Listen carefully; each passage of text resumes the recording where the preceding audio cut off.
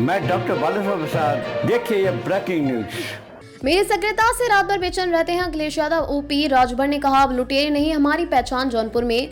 सुबह सपा अध्यक्ष ओम प्रकाश राजभर ने जनचौपाल में कहा कि अब लुटेरों की जगह नायकों का सम्मान हो रहा है। उन्होंने सपा पर निशाना साधते हुए कहा कि उनकी सक्रियता से अखिलेश यादव बेचैन रहते हैं। राजभर ने कहा कि उनकी पार्टी गरीबों की आवाज है और सरकार की योजनाएं सीधे उन तक पहुंच रही हैं। सुभाषपा के राष्ट्रीय अध्यक्ष व पंचायती राज मंत्री ओम प्रकाश राजभर ने सोमवार को जनचौपाल में कहा कि एक दौर था जब लुटेरों को नायक बना दिया गया था, लेकिन अब इतिहास बदला जा रहा है। बहराइच की पहचान महाराजा सुहेल देव की प्रतिमा से जो पिछड़े व वंचितों के सम्मान का प्रतीक है। राजभर में सामाजिक पार्टी व निशाना साधते हुए कहा कि मेरी सक्रियता से सपा मुखिया अखिलेश यादव रात भर बेचैन रहते हैं। उन्होंने कहा कि सुभाषपा उस वर्ग की आवाज है जिसे केवल वोट बैंक की तरह इस्तेमाल किया गया।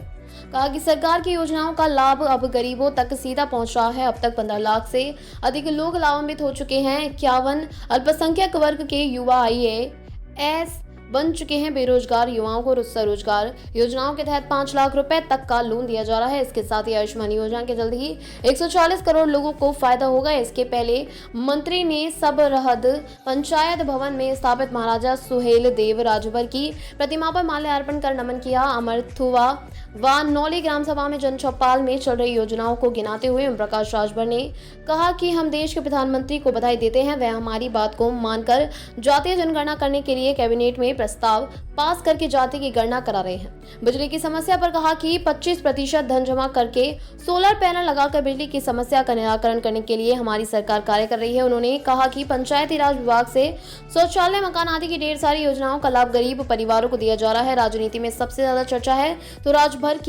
राजभर जी का नाम लेने से ही काम हो जाता है।